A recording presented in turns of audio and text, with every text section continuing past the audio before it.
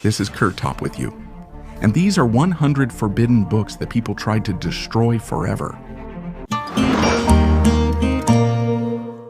Merlin's Parchment. Archives often look boring. Dusty folders, bills, names of long-forgotten people. That's how it was in Suffolk County, in an Old English estate, an ordinary 16th century ledger. And suddenly, under the leather binding, an old French text with red and blue initials appears. The archivist stops, and an investigation begins that will lead to Britain's most mysterious legend, the story of Merlin and King Arthur. The parchment was a fragment of a 13th century manuscript from when Knights of the Round Table legends were most popular. This particular part is from the cycle suite Vulgate du Merlin, stories describing how Merlin acted after Arthur's coronation. Fewer than 40 such copies have survived, and each one is unique. But this one was sewn into a cover as scrap, because in the 16th century, old parchments were often used for bookbinding. Paper was expensive. Scholars couldn't touch the find because it was too fragile. That's when technology came into play. Multispectral imaging revealed the faded ink, and X-rays, originally developed for studying fossils, allowed us to look inside the book. It became clear that this was a new scene, previously unknown. There are 2 episodes. In the first, Jevin fights pagan kings at Cambernick, and in the second, during the feast, a blind harpist with a white dog appears. He enchants everyone, asks for permission to carry the standard in battle, and then disappears. Then it becomes clear that it was Merlin who changed the course of events. Magic, disguise, legend. But that's not the main point. The main thing is that all of this could have remained just a cover forever. A story written by monks 7 centuries ago survived dozens of generations of wars and oblivion, and resurfaced only because one person noticed a strange pattern on old leather. A book made of human hair, when you hear the phrase, a book made of human hair, the first thing that comes to mind is fiction, something out of cheap horror. But then you see a photograph and you stop being surprised. These books really do exist. France, 14th, 15th century medieval monasteries, where manuscripts were bound into booklets, sewn from something that at first seems otherworldly. And then you realize these are real, long, light-colored human hairs. For a long time, scientists couldn't explain why this was done at all. Only recently have more or less clear hypotheses appeared. It turned out that the hair didn't just end up there by accident. They were intentionally sewn in as material, as a symbol. Perhaps these were reliquaries, personal items. Someone would leave a lock of hair in a book in memory of the dead, or, on the contrary, as a vow, as part of repentance, or perhaps as a form of protection. Hair was believed to carry the soul. In one case, a prayer book held not just a single lock of hair between its pages, but a thick layer, densely packed and sewn into the text. And for someone, this book could have been the only connection to a deceased person or to themselves. And now, imagine you're in a library. You pull out an old volume, and it's alive. Not in a figurative sense, but truly alive. When knowledge and memory are bound not with ink, but with a person's myths. If the Nazis were truly inventive in anything, it was in how they rewrote myths. Almost any ancient culture where they could find an echo of the power of sacrificial ritual was turned into yet another Aryan source. And it didn't matter how historically accurate it was, as long as it sounded impressive. With the Vikings, it was simple. They were taken as an example of pure masculinity, runes, swords, and images of grim heroism. It was because of this logic that Himmler tried to turn the SS not into an army, but into a cult, with its own symbols, rituals, and even places of power. That same Wilsberg castle was supposed to become something like a new Valhalla, a temple for a future caste of priests. With the Aztecs, it's more complicated. The geography is too distant. But the Nazis were interested in the practice of sacrifices. They were attracted by the very idea, ritual death as an act of power and subjugation. On an Erba, records note similarities between Germanic myths and American mythologies. Perhaps they weren't looking for connections, but for justification. They needed to prove that human life is a resource, that sacrifice can be sacred and controlled. And as for Atlantis, there were no boundaries here at all. There were many theories, but they adopted one of them. Supposedly, the Atlanteans were actually the Proto-Aryans, a tall white race possessing technology and knowledge, destroyed by a catastrophe. And the mission of the Reich was to reclaim what was lost, to reinterpret the fall, to build a new order from the old ruins. The Nazis didn't just believe in these stories. They made them into a structure, an architecture of meaning, which they used to justify their power. And that's exactly why all of this is still frightening to this day. For them, myths were not fairy tales, but blueprints. Isaac Newton predicted the end of the world. Isaac Newton is one of the greatest minds in history. He changed humanity's understanding of the world by formulating the laws of motion and gravity. But his interests went far beyond physics.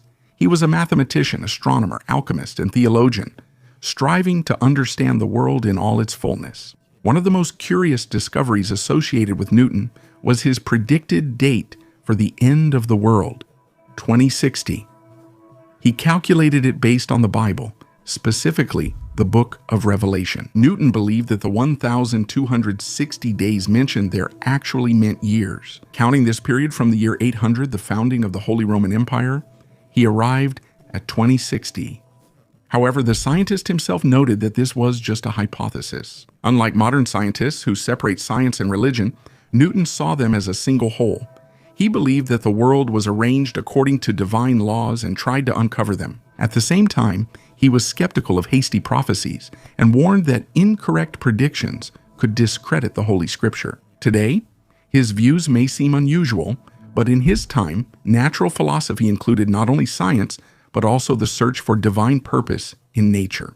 Newton was not only a great physicist, but also a man who sought the truth in all its forms. The rare giant book before you is one of 12 giant books from the 18th century written in Spanish.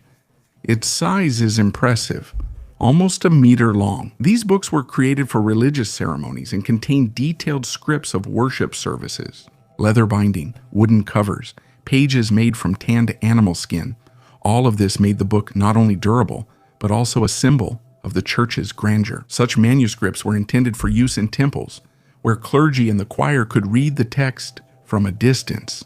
That's why the letters are so large. Today, this rarity is kept at the National Autonomous University of Mexico, where restoration experts carefully strive to preserve it in its original form.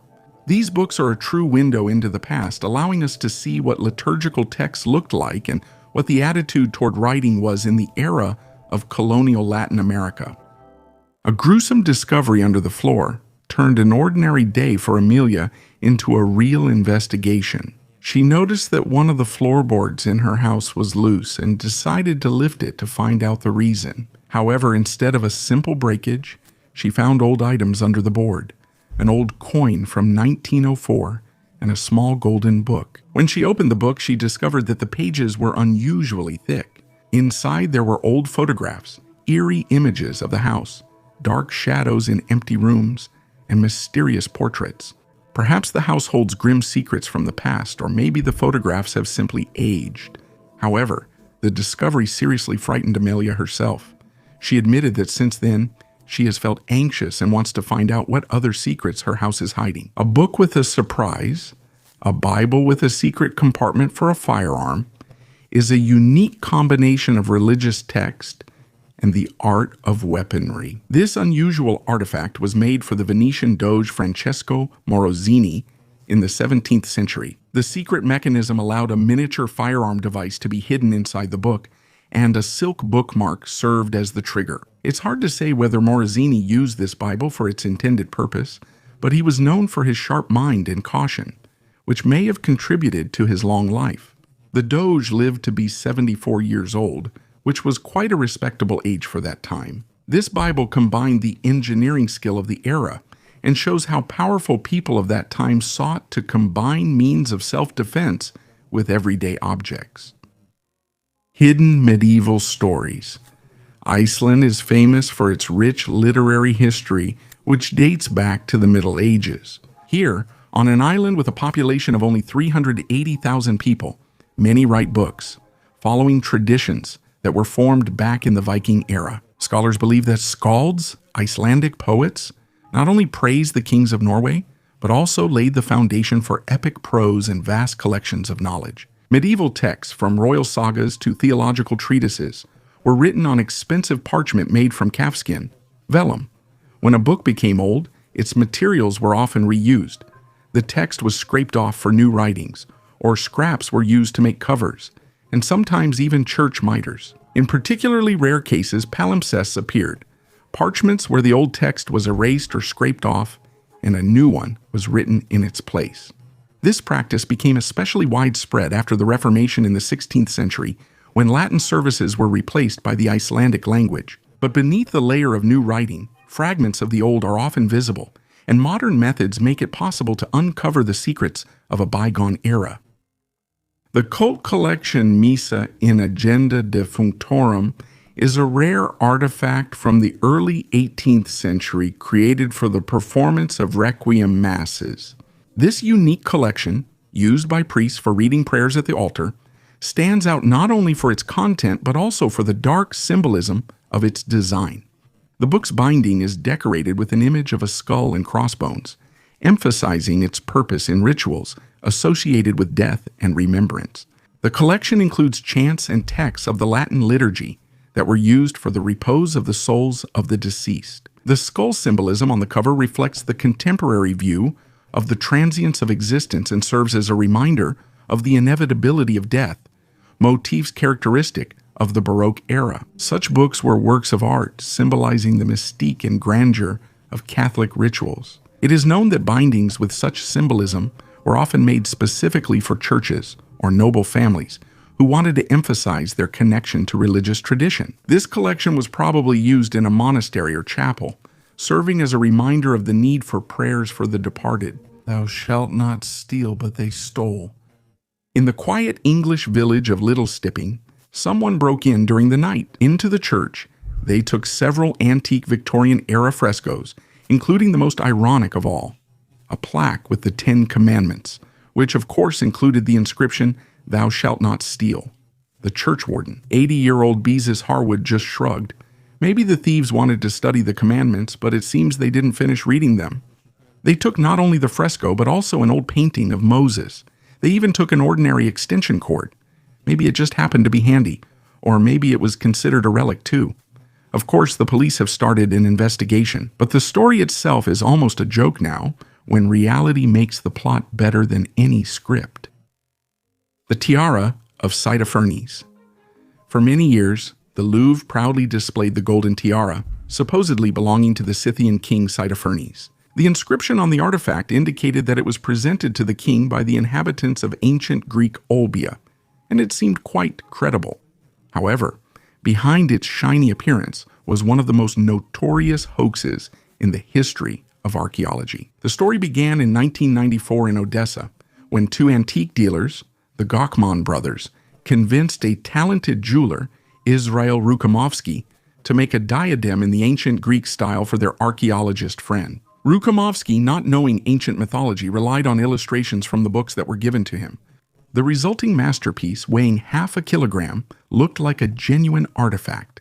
Scenes from the Iliad, carefully engraved figures, and a solemn inscription praising the king. The Gokman sold the item to the Louvre at a profit, where it was purchased for 200,000 francs. The deal was made, as people later joked, on April 1, 1896.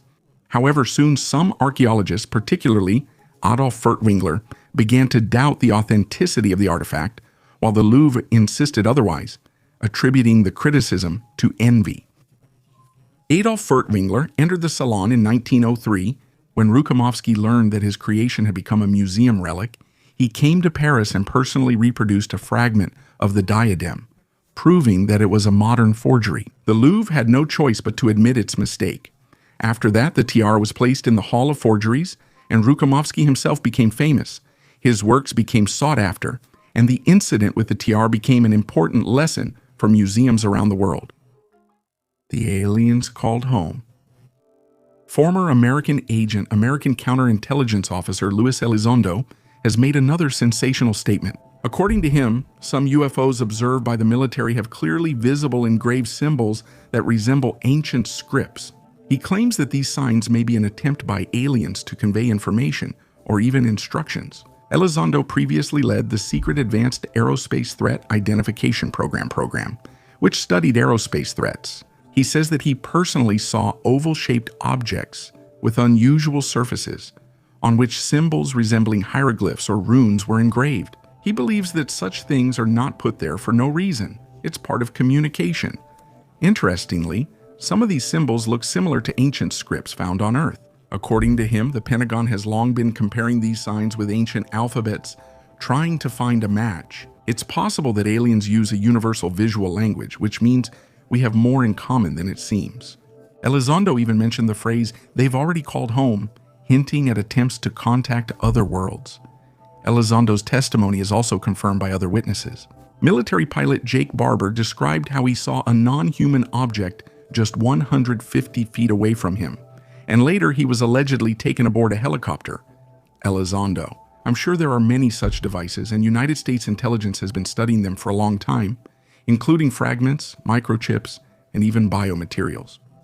He urges the authorities to disclose this information and start an honest dialogue with society. UFOs in the Middle Ages are often associated with an era of wars, diseases, and dark superstitions, where there was no electricity or other modern conveniences. However, during this period, there were also major achievements, such as universities, the printing press, and the first books. These innovations not only influenced the development of science and education, but also became sources of historical records, including unusual events in the sky that can be interpreted as encounters with UFOs. One such example is a news leaflet published in April 1561 describing a mass sighting in Nuremberg on April 14, 1561. At dawn, the city's residents witnessed a collision of various objects in the sky: spheres, cylinders, and other strange shapes. These objects fought each other, and then one of them, a large black triangle, appeared in the sky. The event lasted for several hours, but it did not cause any harm to the townspeople. Some believe that these were mass hallucinations, while others think it could have been an unidentified flying object encounter.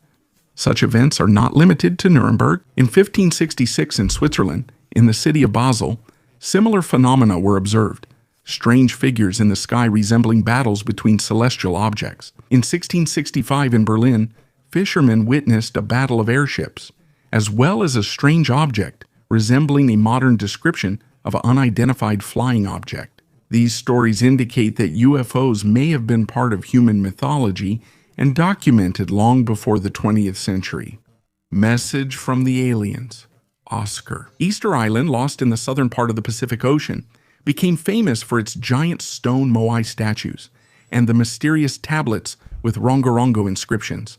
These ancient tablets, covered with strange hieroglyphs, still remain one of the greatest archaeological mysteries. Scientists believe that rongorongo is the script of the Rapa Nui civilization, which flourished on the island until the 18th century. The story of their discovery begins in 1964, when the French missionary Eugène Hérault first took notice of the wooden tablets. The tablets, covered with unusual symbols, were made from Toromiro wood, which grows on the island, and could be found in almost every house. However, soon, most of these artifacts disappeared due to internal wars and destruction. About 25 tablets have survived, and their study revealed a unique writing style resembling an inverted boustrophodon. This method of recording signs had only been seen before among the Incas. The tablets depict figures of animals, plants, and anthropomorphic beings.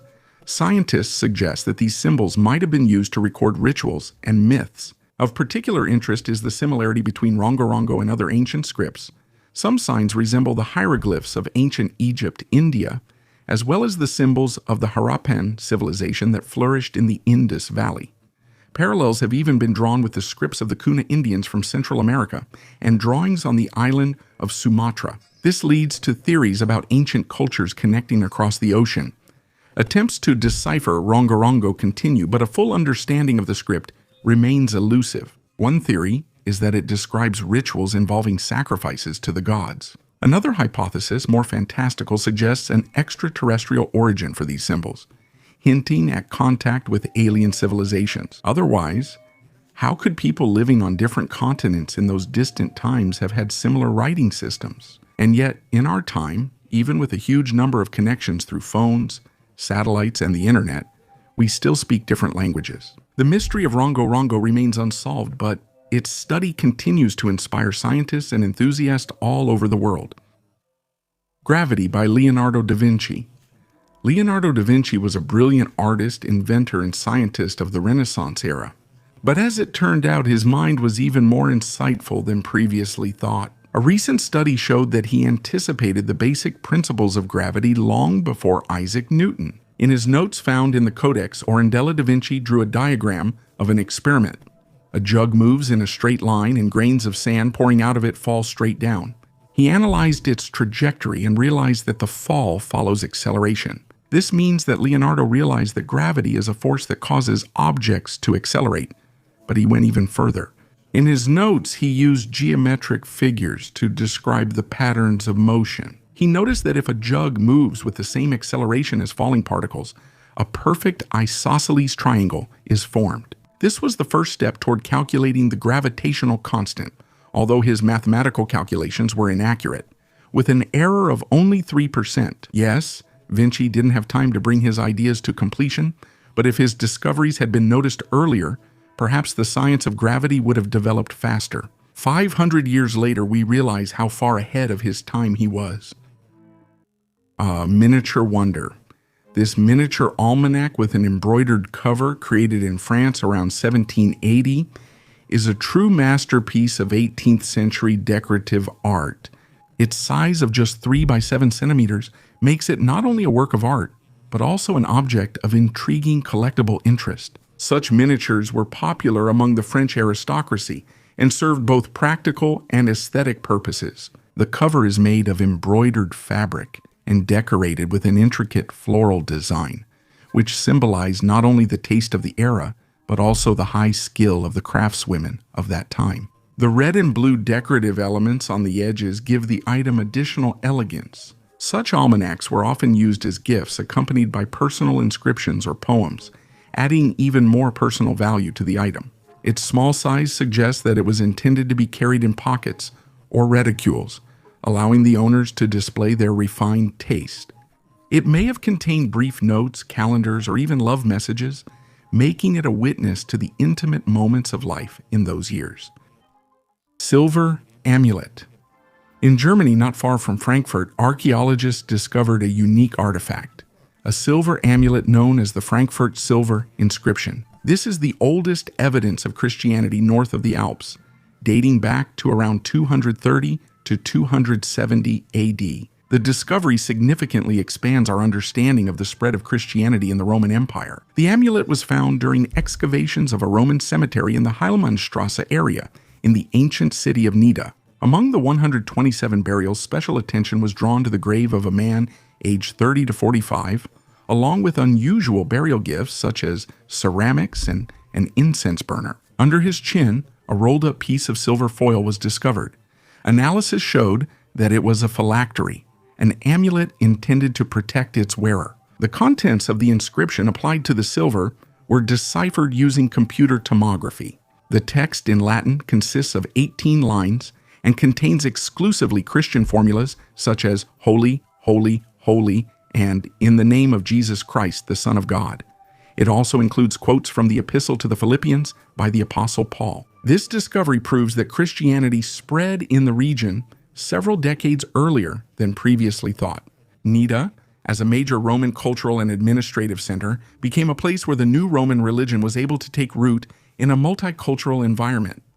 Twice-eaten Olduvai Gorge, Tanzania, about 1.8 million years ago.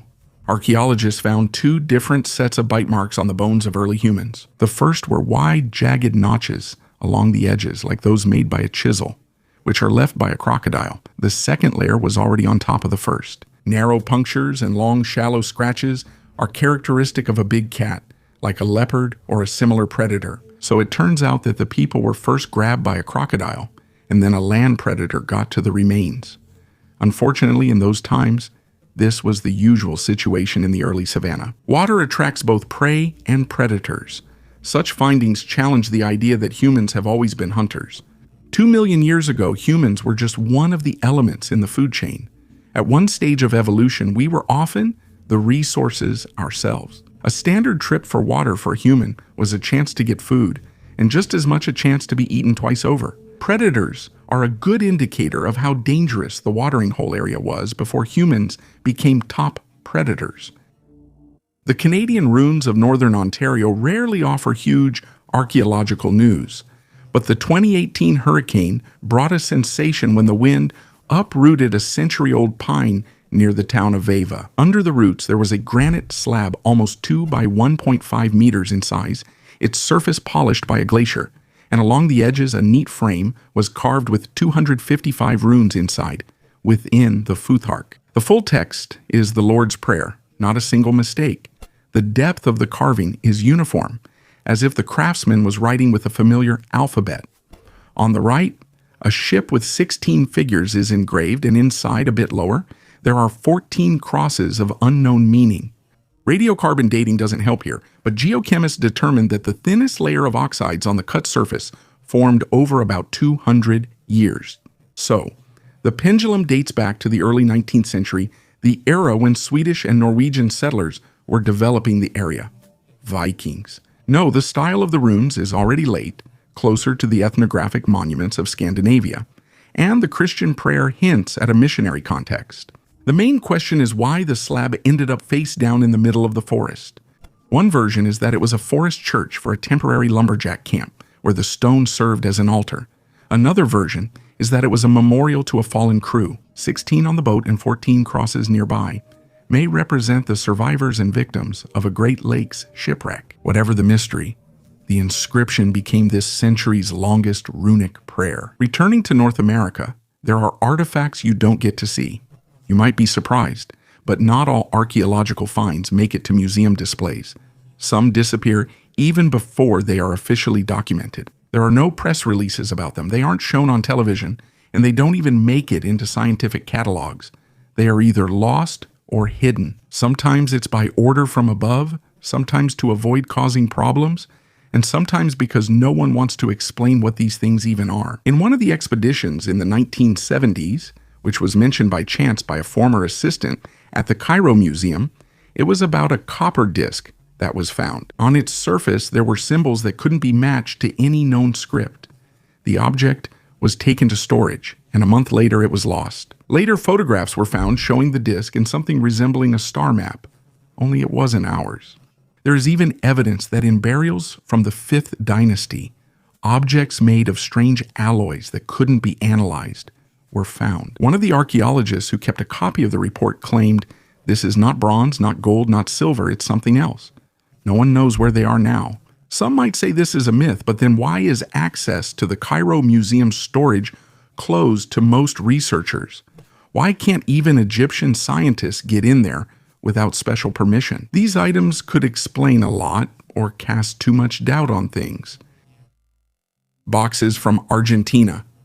In the basement of the Supreme Court of Argentina, behind old boxes disguised as crates of champagne, something unexpected was found. Inside the passports, there were manifests, lists of members of Nazi Germany's propaganda, and 12 wooden crates tightly sealed had remained untouched since the 1940s. The investigation found they were smuggled into the country as alcoholic products on a Japanese ship. When Europe was already engulfed in war, and the Third Reich was looking for escape routes and ways to preserve its influence. The documents handed over to the experts include an authentic identification card with names and potential traces of high-ranking Reich officials' escape.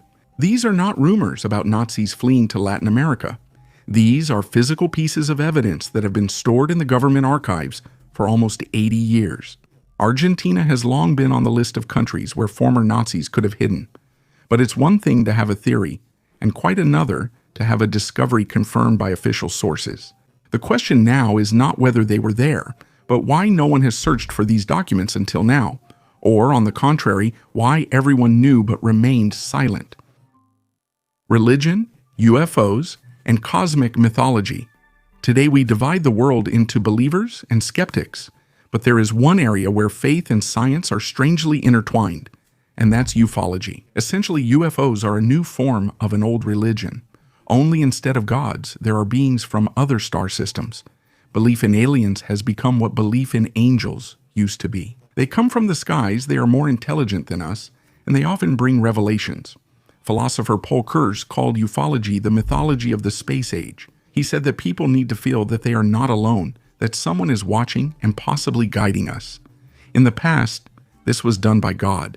Today, it's the cosmic brothers. Psychologist Carl Jung wrote back in the 1950s that unidentified flying object images are a projection of the collective unconscious. Like if in ancient times a person saw a shining angel in the sky, today he would see an alien ship there. The only difference is in cultural interpretation, but the archetype is the same, a contact with something higher.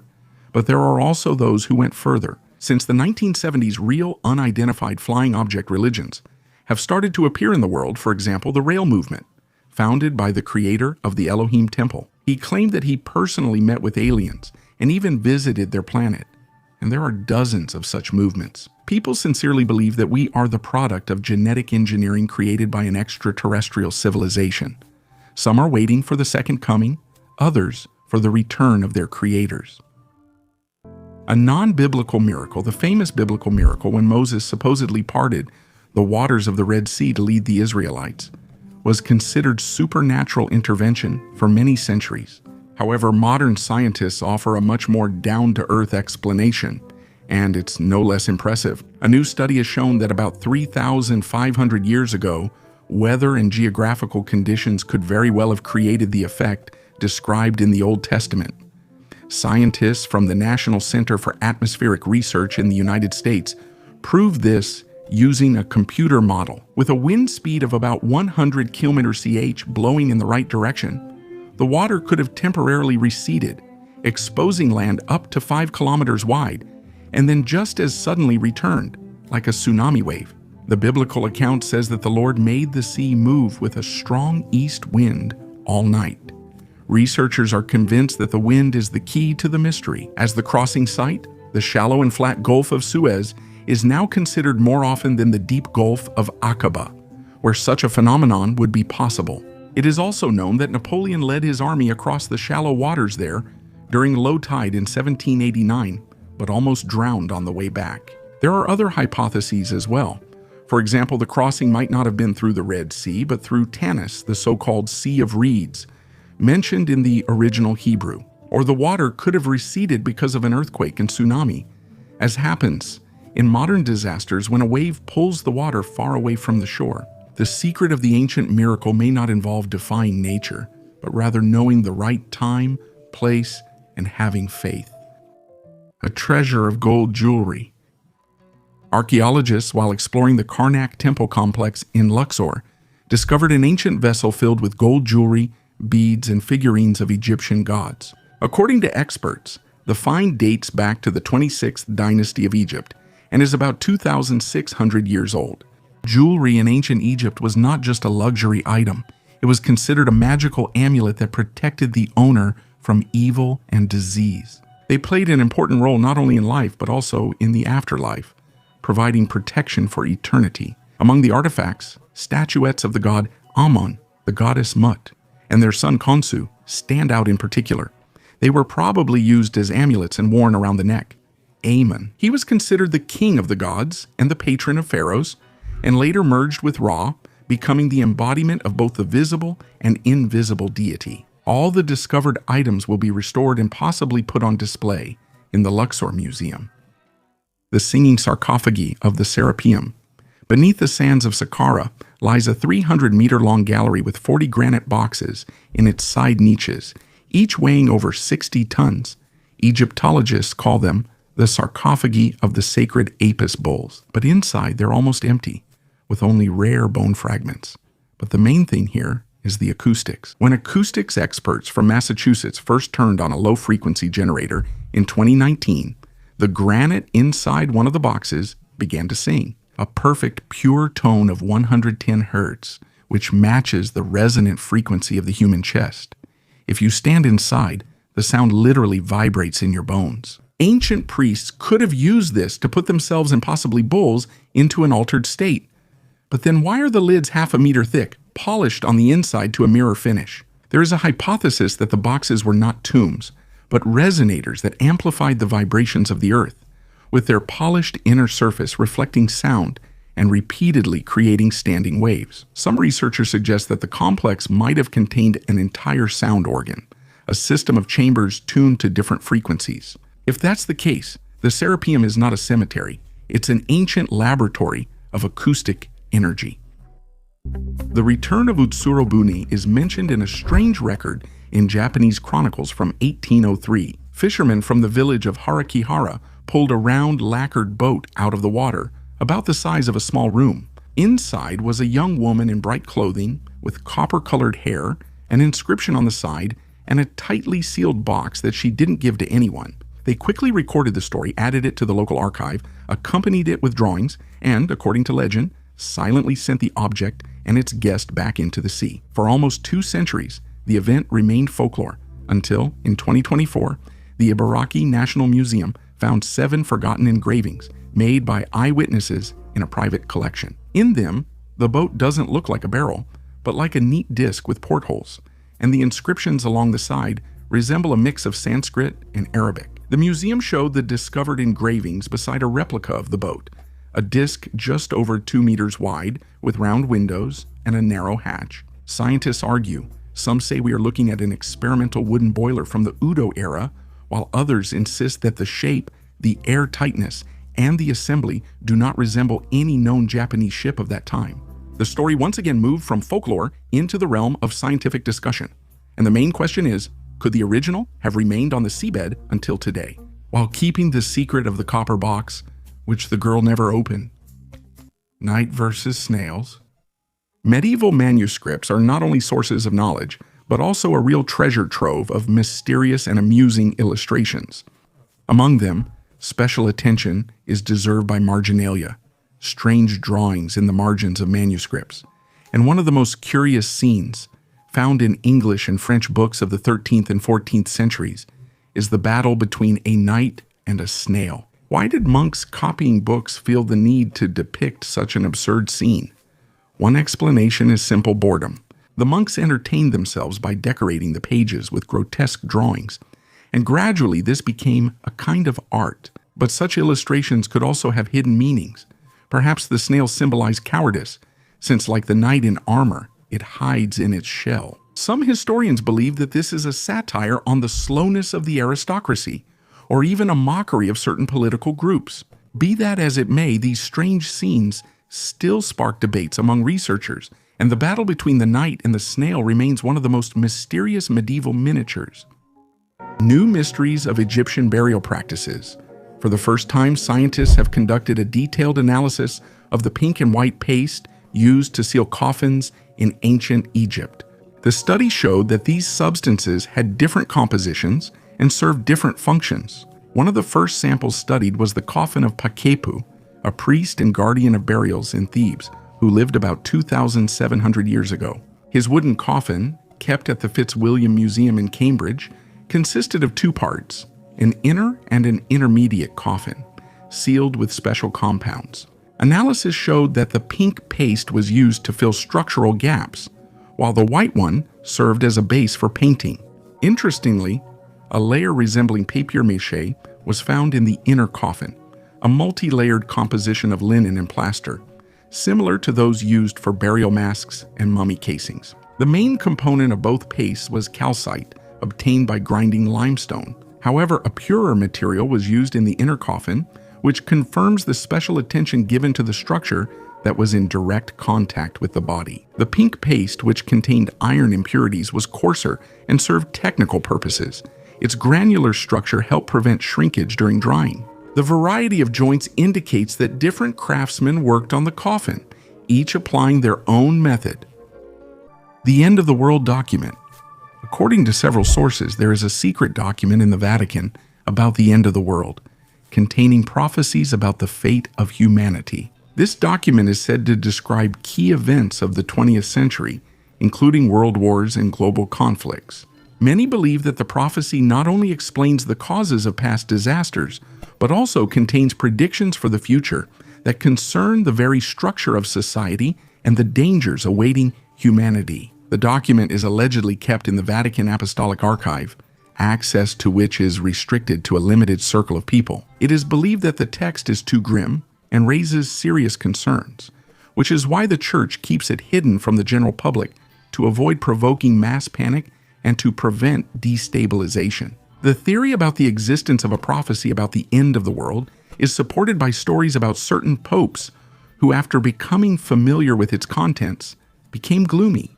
And they often spoke about the need to strengthen faith and unity in the face of future trials. Officially, the Vatican neither confirms nor denies the existence of the prophecy, but rumors about its contents have given rise to many theories related to global cataclysms, the fall of states, and even possible natural disasters. Some researchers suggest that the prophecy is connected to the so-called Third Secret of Fatima, which, according to believers, also speaks about the end of the world, but was only partially revealed. The mysterious document remains one of the most frightening and chilling secrets of the Vatican. Some might think that this is just another legend, but let's reason logically. Our history repeats itself and has certain patterns. The Vatican Archive holds a huge number of books from throughout our history. These books and manuscripts describe events from the past hundreds and thousands of years. And if you study them, analyze them, and find those very patterns, then with a high degree of probability, you can predict future events quite accurately. So the existence of the document of light is more of a truth than a legend. Witches' marks. On the eve of Halloween, representatives of the English Government Commission for Historical Monuments made a curious statement. In one of the best preserved medieval estates in England, dozens of mysterious symbols were discovered. They are called witches' marks, although they are only connected to witches in folklore. Gainsborough Old Hall, built in 1460 by Sir Thomas Berg, is located in eastern England. This impressive estate, rivaling royal residences, served as the home of the wealthy and influential Berg family. They often had to defend their lands from neighbors, and over the years even Henry VIII himself stayed here. In 1542, he visited the estate with his fifth wife, Catherine Howard, who was soon accused of treason and executed. Perhaps this place played a role in the fate of Catherine Parr, his sixth and last wife. The building has preserved many elements of its medieval appearance: the main hall with a unique roof, the kitchen, and the tower. However, researchers were intrigued by mysterious markings on the walls. It took 2 years to study them, and they managed to uncover some interesting facts. Most of the symbols are located in the servants' wing, but some are in the main hall. Among them, a pentagram stands out, associated with casting curses, as well as the inverted name of Hickman, the owner of the estate. Since the 16th century in Anglo-Saxon and Roman times, changing a name in spells was practiced, but for the Middle Ages, this finding is unique. However, most of the symbols, the so-called witch marks, are circles with patterns that were meant to ward off demons and protect the house from evil forces. Despite the name, their main purpose is protection. The marks, for example, could symbolize traps for evil or be used in sympathetic magic rituals. Often, homeowners would even scorch the walls to protect the house from fires. More than 100 such marks were found in Gainsborough Old Hall. Books made from people. In the 18th and 19th centuries, there was a grim practice of binding books in human skin. This rare and shocking phenomenon was called anthropodermic bibliophagy. Some copies of medical or philosophical treatises, as well as personal diaries, could be bound in the skin of deceased people, most often in their memory. For example, some doctors use the skin of their patients to bind medical texts in order to immortalize their contribution to science. These books have attracted more interest and research. Modern technologies, including DNA analysis and chemical tests, make it possible to determine whether the binding is really made from human skin. This phenomenon reflects not only the medical and scientific interests of the era, but also attitudes toward death, memory, and the body. Today, anthropodermic books are rare artifacts that evoke both horror and fascination, as well as serve as a reminder of the strange and contradictory traditions of the past. Death rate 78-year-old hermit. Recently, a mysterious hermit named Nadavno was found in one of the caves near Bengaluru, who is 188 years old. However, it turned out that the man known as Siarama Baba is actually no more than 109 years old, which is still quite a lot. A video showing 2 people helping the exhausted old man move around went viral online, sparking many comments and debates about his real age. Sharama Baba was born in Mumbai and attended school until the 7th or 8th grade. He is a devoted follower of the Hindu god Hanuman and has dedicated his entire life to spiritual practices. After meeting the saint, the elder left home and went to the Himalayas, where he devoted himself to penance and religious meditations. Siaram Baba renounced the comforts of civilization and lived in caves, wearing only a single loincloth, spending all his days reading sacred texts. The mythical giant, the Cardiff Giant, a supposed petrified man 3 meters tall, was discovered in 1869 by workers digging a well in Cardiff, New York. The giant was actually a hoax, made from a block of gypsum, brought to a farm in Cardiff where it was buried for a year before being discovered by workers. The idea to create the giant belonged to George Hull, who wanted to prove the gullibility of the public and take advantage of people's religious belief in giant humans mentioned in the Bible. After the giant was found, it became the center of mass attention, and spectators paid for the chance to see it. The famous showman Barnum offered to buy the giant, but was refused. Then he created his own copy and claimed that his version was authentic, while the original was a fake. In 1870, both giants were recognized as hoaxes, but the Cardiff Giant went down in history as one of the greatest hoaxes of the 19th century. Pharaohs, without DNA. It would seem that we have sequencing technology in laboratories with international teams of scientists. We can learn from a bone what a person ate, what they died from, and who their ancestors were. But there is a strange exception, Egypt, or more precisely Egyptian mummies. Since 2007, various laboratories have tried to decode the DNA of the pharaohs. Some results were published but almost immediately disappeared, were revised, or were called into question. Too many things didn't add up. One of the most mysterious cases is Tutankhamun. It sparked a storm of controversy. Officially, he was the son of Akhenaten, but according to some experts, the structure of his DNA is different from the DNA of other mummies of the 18th dynasty. His haplogroup is supposedly closer to the peoples of Central Europe. Later, this information was refuted and declared a mistake, but the original data was never published again. A similar situation occurred with the mummies found in Luxor's Golden City. Despite the bodies being perfectly preserved, analysis failed and the material was damaged. Some independent researchers suggest that among the mummies, there are those whose DNA is not just anomalous, but unknown, undefined, and does not belong to any genus or species. Even today, with advanced labs, if we can't identify who was in the sarcophagus, maybe science isn't the issue. Maybe we're searching in the wrong place. Goddess of Death? Cyprus, Lemba Settlement, a small limestone figurine from around 3500 before Christ, a female silhouette, broad shoulders, arms akimbo, head stump. Such figurines are often seen as fertility statues, but this one didn't work out as intended. The first modern owner was Lord Elphind. Within 6 years, all 7 members of his family died, and the figurine was passed on. And in the next 3 houses, similar stories happened: sudden deaths, illnesses, and accidents. When the new owner suspected a connection, he donated the figurine to the Royal Scottish Museum in Edinburgh. There, the rumors only grew stronger. One of the curators who worked with the exhibit died within a year. That's how the nickname Goddess of Death was born. What is real and what is legend? Few records exist on the early owners, and the dates often don't match. Part of the curse likely arose from coincidences and media retellings, but the events are so frightening that this figure is now firmly among cursed collections, alongside Egyptian mummies and the Bassano vase.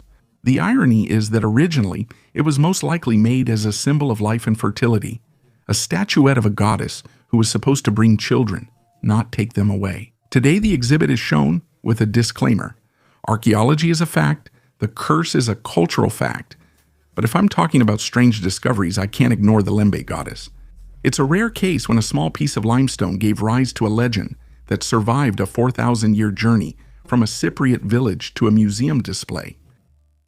The Indian smile looks as if someone scratched a funny face onto a school desk, but in front of us is a North American petroglyph from the 11th to 17th centuries. Part of the complex is a lion among 37 figures. The stone is covered with prints of human and animal paws, and our character stands out with horns, feathers, and elongated palms. Scientists argue about what it means. Is it a shaman in a ritual headdress, a totem spirit, or just a self-portrait by the author with a sense of humor? Mostly serious scenes of hunting and cosmogony have come down to us, but here we see an almost cartoonish grimace. So, the artist had room for irony and self-expression, not just for sacred subjects. An engineer from the future, in 1961 was in the archives of the Romanian city of Sibiu, writing old military records, and accidentally came across a manuscript. Between the tables and calculations, there were strange diagrams, not crossbows, not cannons, but multi-stage rockets, stabilizers, nozzles, mentions of fuel. Everything looked like 20th century technical documentation, but the document was created in the 16th century. The author turned out to be Conrad Haas, an artillery master who served at the court in Transylvania. He managed the barracks, drew diagrams, and wrote without embellishments or unnecessary words. His treatise was simply titled, How to Make a Good Rocket Capable of Returning to the Sky. Drawings, calculations, rare explanations. Everything as if he was really trying to build something that didn't exist yet. Little is known about his life. He was born in 1509, was an engineer, did not take part in battles, but created weapons. At the very end of the manuscript, he left a phrase unlike anything else. More peace and less war. Let the guns stay under the roof. Let there be no shot. Then the prince will save money, and the gunsmith his life. This is not a statement, just a quiet line at the bottom of the page. A silver Valkyrie was found in the Danish village of Herby during a routine archaeological survey. A small figurine, only 3.5 centimeters made of silver, but it's immediately clear she's not accidental. A woman with a sword in one hand, a round shield, the other arm stretched down, a dress with fine folds, her hair tied in a knot, her face focused. She's neither a deity nor an ornament, nor a toy. She is armed. The find is dated to around the year 800, and it's the first of its kind discovered in Scandinavia. At first, scientists decided that it was a mythical Valkyrie, a messenger of the gods, but then other versions began to appear. Maybe it's not a spirit at all, but a person? In Viking sagas, women are mentioned who fought, were skalds, warriors, seers. Some burials with weapons really did belong to women, as confirmed by DNA analyses. The figurine could have been part of a ritual staff, a personal talisman, or a depiction of a specific woman, someone who was respected and feared. In any case, the image of a strong armed woman in the Viking Age is not a work of fiction.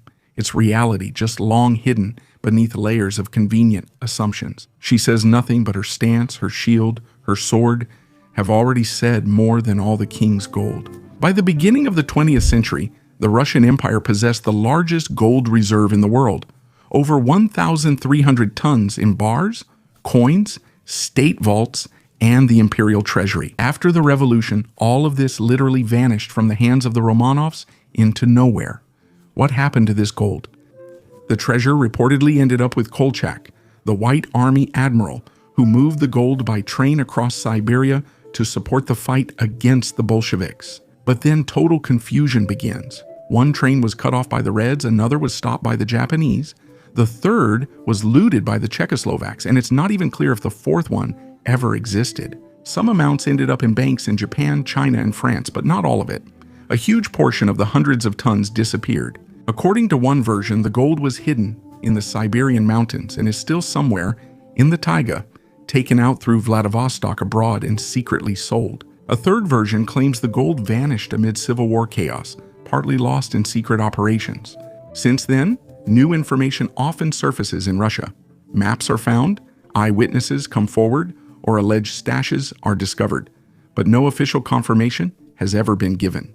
The Tsar's gold has turned into a national ghost.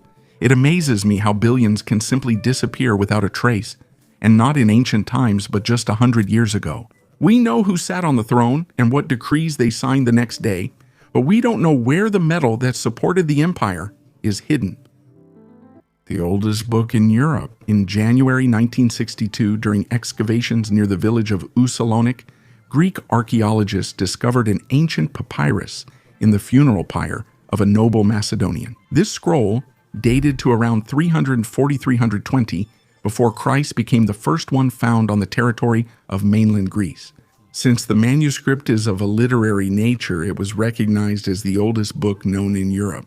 The discovered scroll was named the Derveni Papyrus, after the place where it was found. It contains reflections on religious rituals related to the fate of the soul after death, and discussions about a lost poetic text attributed to the legendary Orpheus, the singer and musician from Greek myths. Researchers believe that the unknown author belonged to the circle of followers of the philosopher Anaxagoras and wrote for the adepts of Orphism, a special religious movement, and focused on the purification of the soul. It was the fire of the funeral pyre that preserved the fragments of the papyrus from the damp soil, but at the same time seriously damaged them. Scientists managed to extract about 266 charred pieces and later assemble them into 26 columns of text without the lower halves of the lines. A full publication of the deciphered manuscript appeared only half a century later. Gold jewelry. Before you are exquisite gold earrings created in the 1st century before Christ during the Satavahana dynasty in the Andhra Pradesh region, India. These items showcase the exceptional skill of ancient jewelers who crafted gold with advanced granulation and embossing techniques.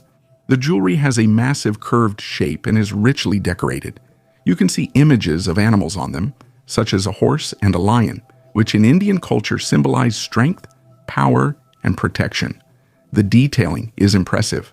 Every bead, every line is crafted with incredible precision. Such earrings were worn by noble women and possibly even members of the royal family. Today, these artifacts are an invaluable legacy of ancient Indian jewelry art. Giri letters, Turkey, Uzunçhabırç, ancient Diakaisarea. In the layer of the late Roman period, archaeologists found a set of portable scales along with a set of iron weights, and each weight is made in the shape of a Greek letter. Iron usually turns into flakes, rust, but here the letters are readable. This means the set was quickly covered by a damp layer and was never touched again. Why the letters? It's a simple denomination marking. The merchant or market inspector takes out the scales, puts the goods on one side, and on the other side, adds the weights with letters one by one until it balances. It's easier to remember a letter than an abstract number, and everyone can see that the combination is fair. If you try to file down this shape, you'll change the weight and ruin the outline. Anyone will notice. That's why the letter is protected against tampering. The range from small pieces you can hold in your fingers to heavier ones is enough to make up the required weight in a few steps. This isn't a temple hoard or a treasure. It's a working tool, like today's cash register. While we're arguing about the prices on the receipt, people here, 1,800 years ago, looked at a set of letters and knew they wouldn't be cheated. The small set shows that the market was based not only on silver, but also on trust in the shape of the metal turned into an alphabet. Glassworms under Antarctica. The Japanese project, Chimu Ice Prop. In February 2025, it drilled the Ross Sea shelf ice at a depth of 820 meters. The camera came across strange threads, transparent and as thin as hair, stretching through the ice crystals, bending like living things. The probe tried to lift them. The thread crackles and breaks, leaving fragments behind, like the thinnest glass. Chemical analysis showed it was almost pure quartz, with microparticles of magnesium and sodium. Geologists are familiar with silicate glass in lava, but in deep ice and at minus 20 degrees Celsius, no one expected anything like this. The first theory is subglacial salt lakes. They release silicic acid, which solidifies and grows into fibers, a kind of natural fiber drawing process, only at sub-zero temperatures. Another theory is that under the thick ice cover, the pressure reaches levels comparable to the depths of the ocean, and the shelf constantly trembles from tides and cracks. In these conditions, dissolved silicon could crystallize not as ordinary grains, but stretch into ultra-thin quartz fibers. Natural glass mineral, although extremely rare, has an interesting detail. The fiber structure is multi-layered, with a core and a shell of different densities, as if it was made for light conductivity, literally a natural optical cable. In the laboratory, they passed an infrared beam through the thread at a wavelength of about 1.3 microns, the same as is used in fiber optics. The light passed through almost without any loss, meaning this cable formed naturally in nature, but behaves almost like man-made optical fiber. For now, glassworms are a geological curiosity, but if you imagine that a warm hydrothermal jet once flowed under the ice, it would have been the perfect place for hidden biological or even technological activity. The team is planning a second descent to take a long sample hole and check if there are any foreign impurities in the shell, and if traces of organics are found, or worse, microbial back glow. Antarctica may get its first real, not fictional, communication cable with other forms of life or engineering. Egyptian artifacts in Antarctica. This story sounds like science fiction, but some sources, including reports from military expeditions during the World War II, point to strange discoveries in the area of Queen Maud Land in Antarctica. Among them are fragments of columns, supposedly covered with hieroglyphs, and remains of stone structures resembling Egyptian capitals. Officially, none of this has been acknowledged, and all the objects have either disappeared or have been declared natural formations. But the question remains, where did this evidence come from? One theory suggests that in ancient times, Antarctica was not covered with ice. The Piri Reis map, left in the 16th century, shows the outlines of the continent's coastline beneath the ice with an accuracy that modern cartographers achieved only with the help of satellites. How did a cartographer from the 1500s know this? And if he didn't know, who did he copy it from? Some alternative researchers believe that civilizations could have moved between continents long before our current understanding of migration. If Egypt really was part of a network spanning the earth, then perhaps its traces can truly be found in the most unexpected places, where no one is looking. In a private report that leaked online, there was mention of a fragment of an artifact found in an icy cave, a metal of unknown alloy, with engravings and undeciphered symbols similar to Egyptian ones. But the artifact disappeared, and all members of the expedition signed a non-disclosure agreement. The most outstanding discovery of the year. During the excavations near the German city of Retz, scientists came across a unique brooch dating back to the 7th century. This exquisite piece of jewelry made of gilded silver is inlaid with red almandine garnets. It is believed that Alpha, the main one, the Alpha card, which is the main one, the Alpha card, which is the Alpha card, which is the main one, the Alpha card, which is the main one, the Alpha card, which is the Alpha card, which is the Alpha card, which is the main one, the Alpha card, which is the main one, the card, which is the main one, the Alpha card, which is the Alpha card, which is the main one, the Alpha card, which is the main one. The jewelry dates back to the period of the Great Migration of peoples in the 3rd to 6th centuries, when large-scale migrations fundamentally changed the political and cultural map of Europe. The oldest Masonic artifact is this brass square, one of the earliest Masonic artifacts in the world. It was found in 1830 under the foundation of Bales Bridge in the Irish city of Limerick, and it dates back to 1507, which makes it an important piece of evidence of early Freemasonry. On one side, the words are engraved, "I will strive to live with love and care," and on the other, "according to the level and by the square." These phrases echo the key principles of Freemasonry: honesty, justice, and brotherhood. The square and the level are traditional Masonic symbols associated with right actions and the equality of people. How this item ended up under the bridge is a mystery. Perhaps it was placed as a symbolic stone for good luck during construction? In any case, it is a rare artifact that gives us insight into the origins of Masonic traditions as early as the beginning of the 16th century. Marrer's Diary. In 2013, archaeologists Pierre Tally and Gregory Mariwar discovered papyrus scrolls at the site of an ancient harbor on the Red Sea coast, which are the oldest known documents. These records, dated to the 27th year of Khufu's reign, were created by workers who were directly involved in the construction of the pyramid. Among them are accounting books describing the distribution of resources such as bread, beer, grain, and meat to feed 20,000 workers. An even more unique find was the diary of Inspector Marrer, who led a team of 200 people. The diary describes in detail the process of transporting limestone blocks from the Tura quarries to Giza. These blocks, used for cladding the pyramid, were transported along the Nile on wooden boats. During the annual flood, each boat could carry up to 70-80 tons of stone, and Merer's team managed to make 2-3 trips in a 10-day week, transporting about 1,000 blocks per season. Especially noteworthy is the mention of the noble Ankaf, Khufu's half-brother, who supervised the construction of the pyramid. The diary also records for the first time the original name of the pyramid, Akhet Khufu, which translates as Horizon of Khufu. These records confirm the existence of a complex infrastructure that included canals, harbors, and storage facilities. The workers not only transported materials but also built ports and managed resources. The archives were probably buried at Wadi al-Jarf after Khufu's death, when the work was suspended. Egyptologists consider these discoveries to be the key to understanding how the ancient Egyptians were able to build some of the most magnificent structures in human history.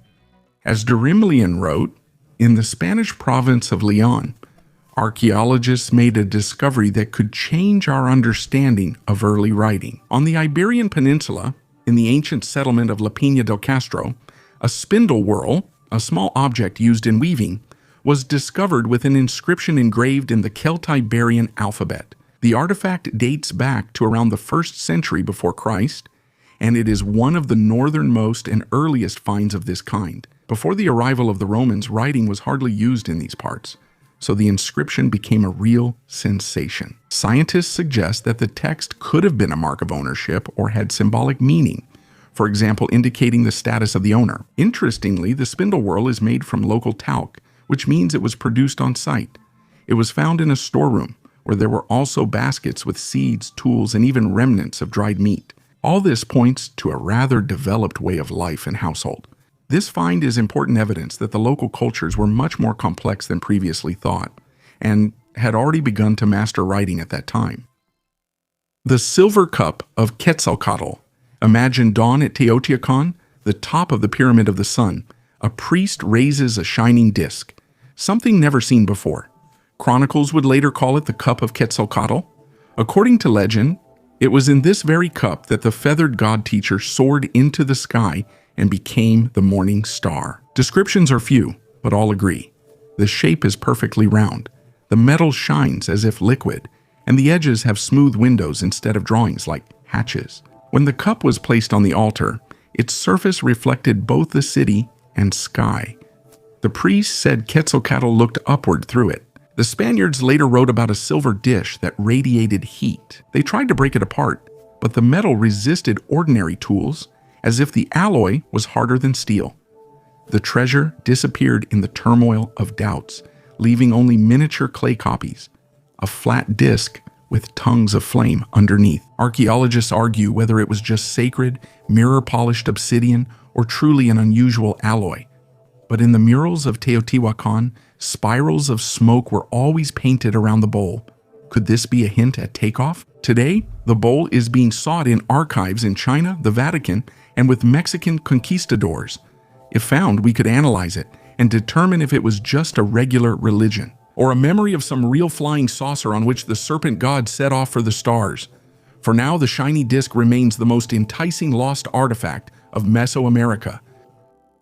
A letter from the future. In one of the temples of Abydos, there is a carving on a ceiling beam that still baffles even those who deny any conspiracy theories with classical hieroglyphs. The outlines of a helicopter are clearly visible. Below it is something resembling a tank or a submarine, and another object that looks like a drone with 4 blades. The shapes of these details are too precise to be a coincidence. Official science claims that this is a palimpsest, the result of later priests carving new symbols over the old ones. Supposedly, some of the plaster crumbled over time, and the overlapping images created an optical illusion.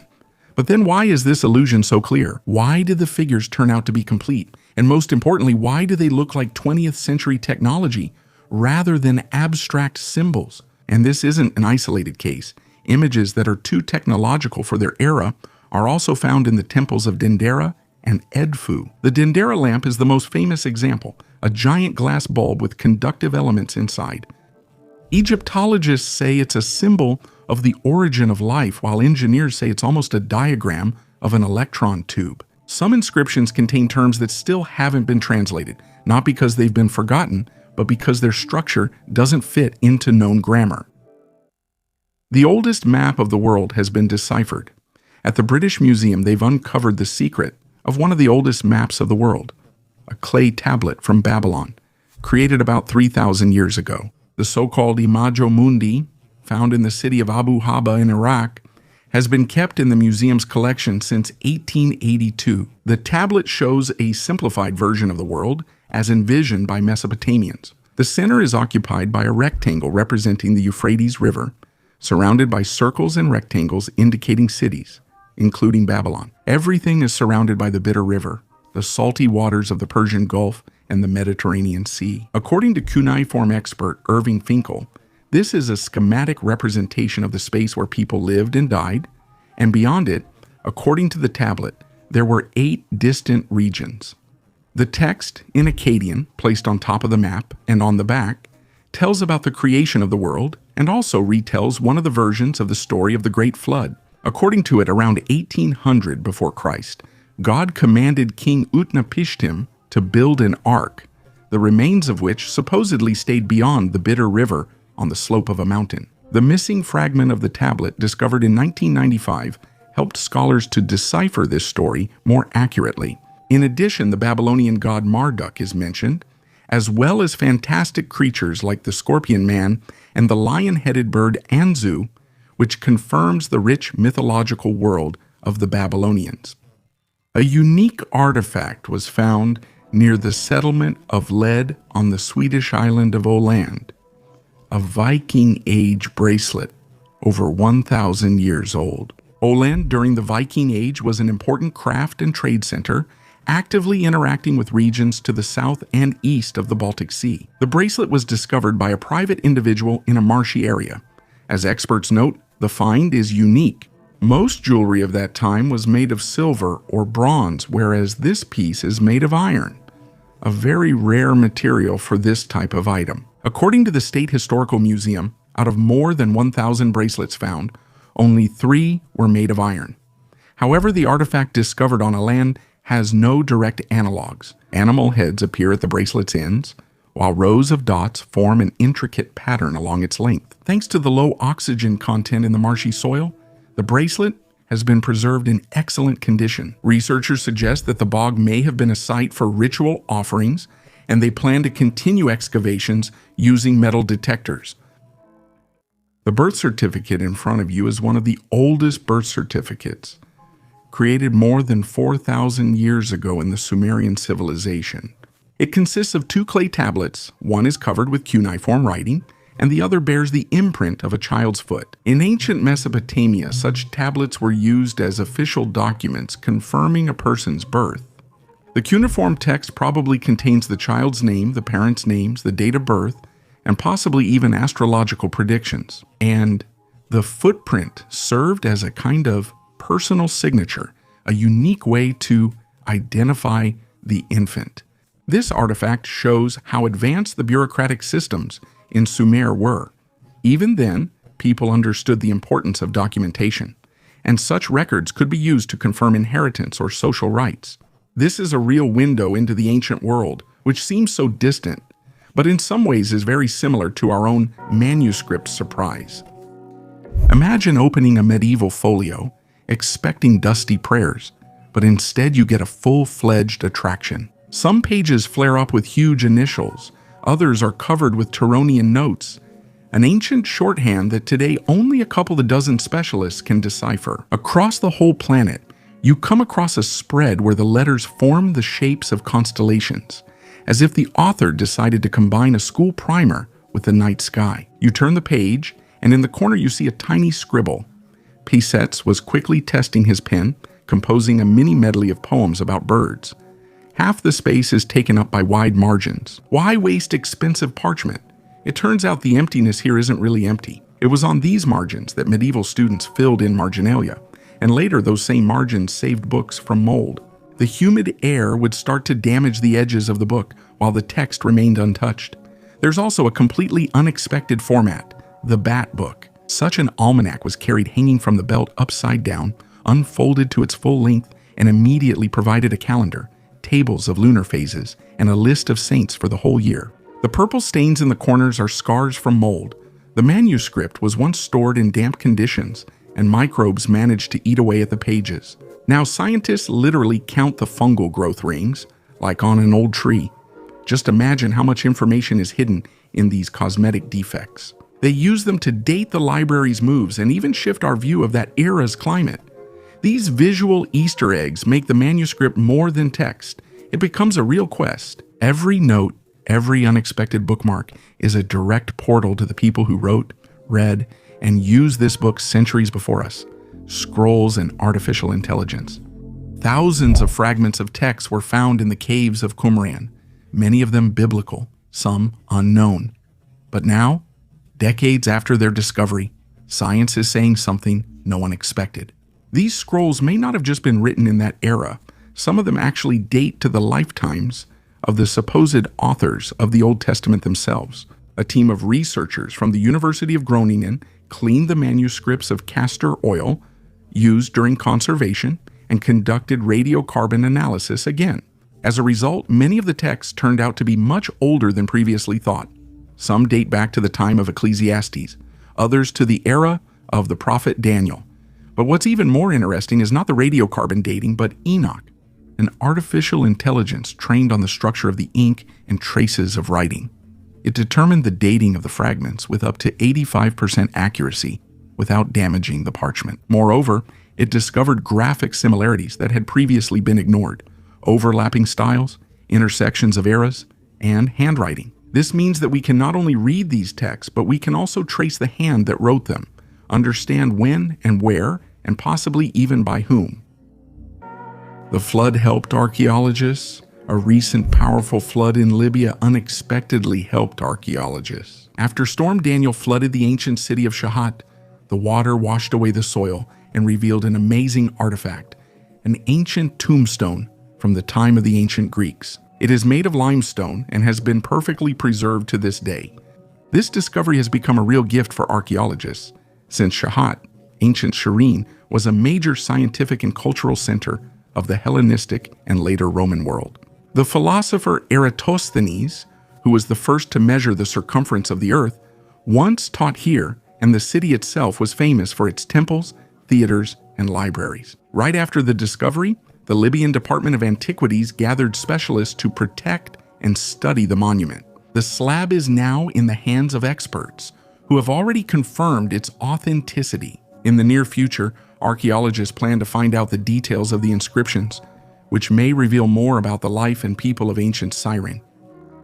Vase Bassano, northern Italy, 15th century. At the wedding, the young bride is given a silver-carved vase as a gift. The night ends with a murder. The bride dies with the vase in her hands and manages to curse the gift.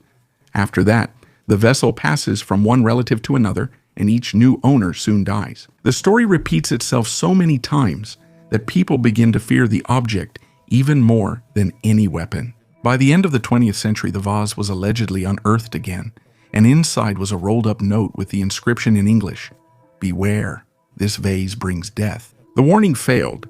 A pharmacist, surgeon, and archaeologist all died after contact with the object. In desperation, the vase was thrown out a window, almost hitting a police officer. The museum declined it, and its whereabouts became unknown.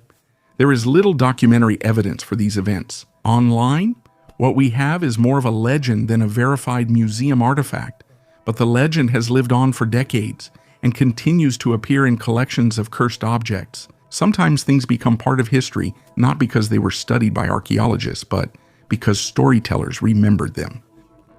$1 million. Who will decipher the ancient script? The script of the ancient Indus Valley civilization remains undeciphered to this day. Recently, Indian official Muthuvel Karunanidhi Stalin offered $1 million for its decipherment. According to the Hindustan Times, this impressive reward is meant to inspire archaeologists, linguists, and cryptographers. The head of the state of Tamil Nadu reminded that over centuries of research, no one has made progress in understanding these mysterious symbols, which are presumably connected to the Tamil language. The strange symbols of the Indus civilization, discovered back in 1920 with Sir John Marshall, remain an unsolved mystery. It was at that time that Harappa and Mohenjo-Daro were excavated, but the key to their script still hasn't been found. Who paid for the revolution? 1917, the Russian Empire collapses. Power passes to the Bolsheviks. Lenin, Trotsky, new slogans, new order. Everything seems spontaneous. The will of the people, the uprising of the masses. But one question still remains without a clear answer. Who paid for it? Officially, it is believed that the Bolsheviks were financed through party dues, donations, and help from sympathizers. But this does not explain the scale. Publishing newspapers, renting buildings, weapons, logistics, transporting leaders and security, all of this requires money. A lot of money. Where did it come from? There is a theory about funding from Germany, suggesting that the Kaiser's general staff wanted to destabilize Russia and thus take it out of the war. Lenin was allegedly given money, provided with sealed train cars from Switzerland, and guaranteed safety. This theory is supported by many indirect sources, but there are no direct documents, or they were destroyed. Another theory mentions Western bankers, Wall Street, the English, and the Old Believers.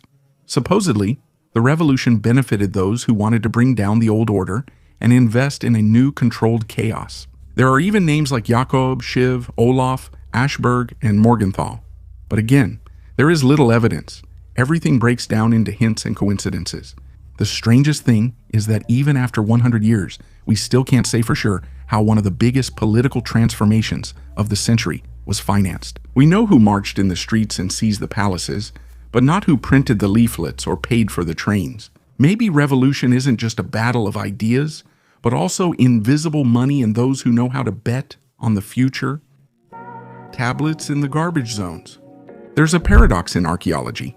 The more mysterious a find is, the higher the chance that it will simply be set aside or thrown away. In the area of Tel El Amarna, during the excavations, a flat clay tablet was once found.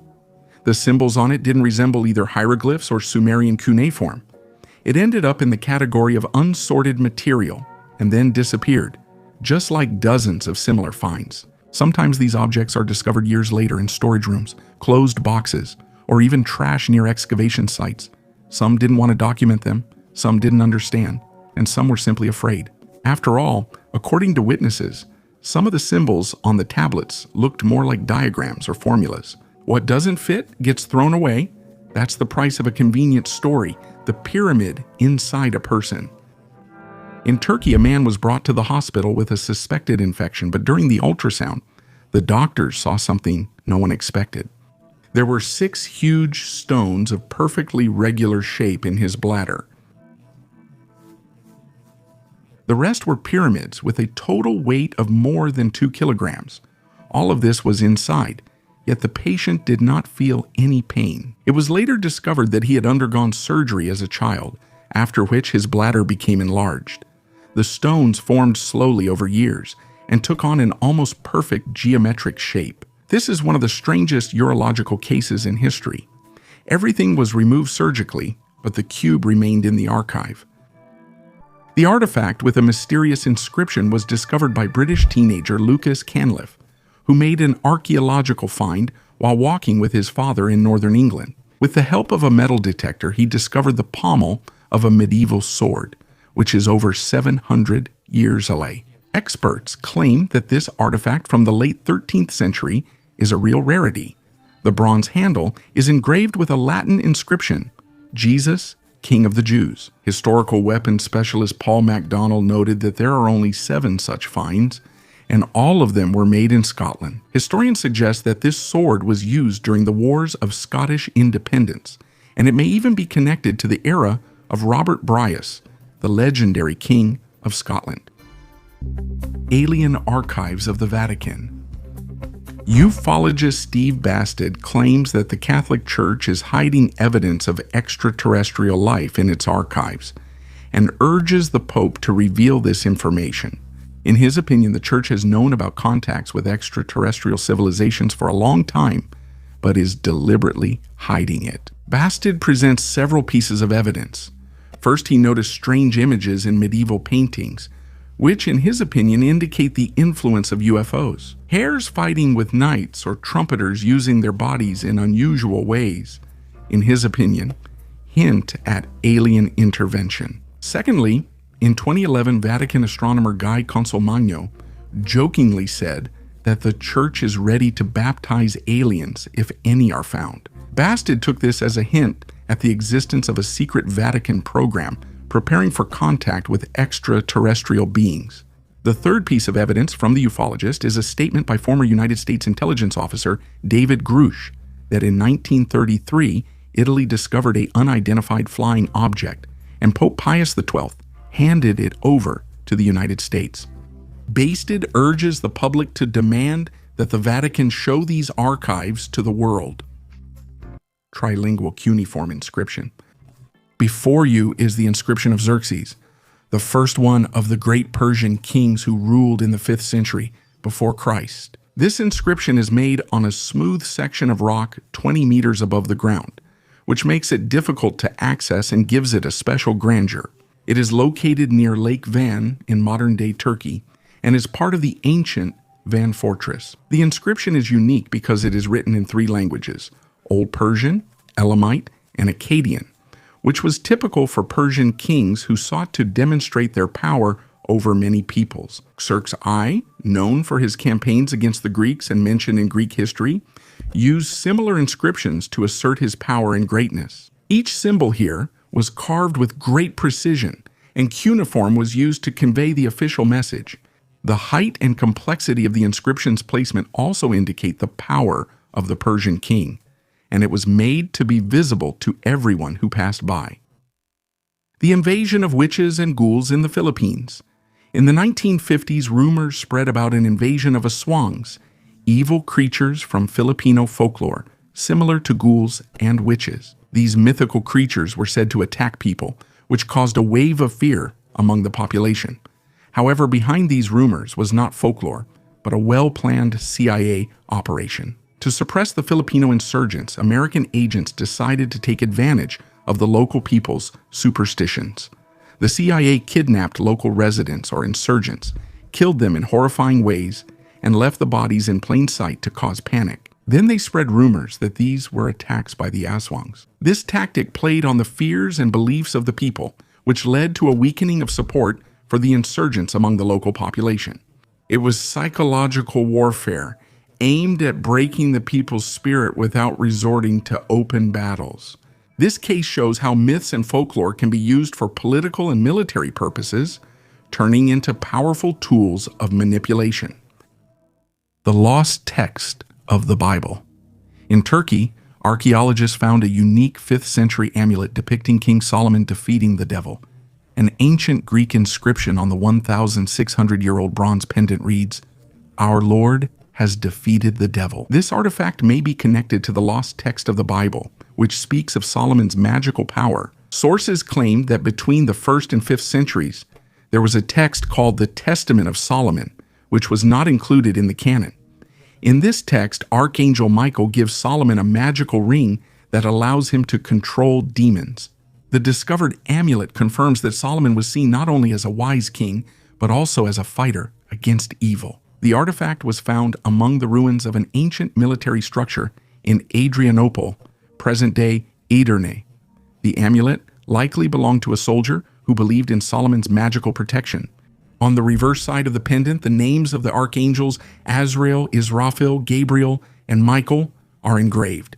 This symbolizes protection from evil, uniting the traditions of different religions. Azrael is known as the angel of death in Judaism and Islam, while Israfil is the herald of the end of the world, blowing the trumpet on Judgment Day. Gabriel and Michael are widely recognized in Christianity, the first as God's messenger, the second as a spiritual warrior. All these names enhance the protective meaning of the amulet. The amulet with Solomon is not just a historical find, it demonstrates how legends and religious traditions intertwine across different eras. The figure of Solomon unites the 3 world religions, remaining a symbol of wisdom and strength. The Kensington runestone is one of the most mysterious archaeological discoveries in the United States. In 1898, farmer Olaf Ullman discovered a rectangular slab of sedimentary stone in the state of Minnesota. On the surface of the stone, runic symbols are engraved, describing a Scandinavian expedition in North America in 1362, 130 years before the voyage of Christopher Columbus. The text on the stone tells of a group of 30 explorers, Norwegians and Swedes, who were supposedly moving deep into the continent until some of them were killed. The content of the runic inscriptions is the subject of much debate among historians and linguists. Some consider the stone a 19th century forgery, while others see it as evidence of early Scandinavian presence in America. The connection to UFOs and an extraterrestrial past arises from questions about the technology used to carve such precise runic symbols on hard stone, as well as the Scandinavians' knowledge of the continent. Ufologists claim that Scandinavian myths about gods from the sky who brought light and knowledge echo theories about ancient civilizations having contact with extraterrestrial intelligence. It is possible that the Vikings, who traveled across uncharted seas and lands, could have come into contact with aliens or received clues for their expeditions. Thank you for watching this video until the end, and I hope you enjoyed it. Subscribe to the channel and share this video with your friends. There are even more interesting and exciting stories ahead. Goodbye, everyone.